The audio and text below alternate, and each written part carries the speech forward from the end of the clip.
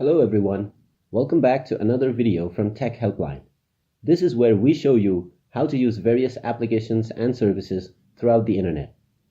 In today's video, we will be showing you how to sign up to At&t.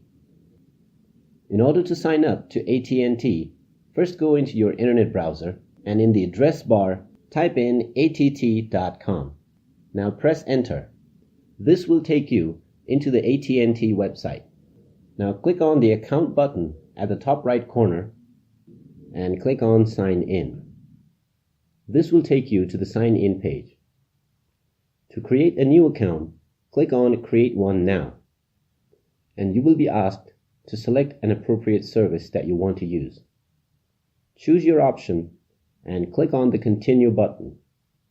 Now you will be asked to enter your At&t phone number.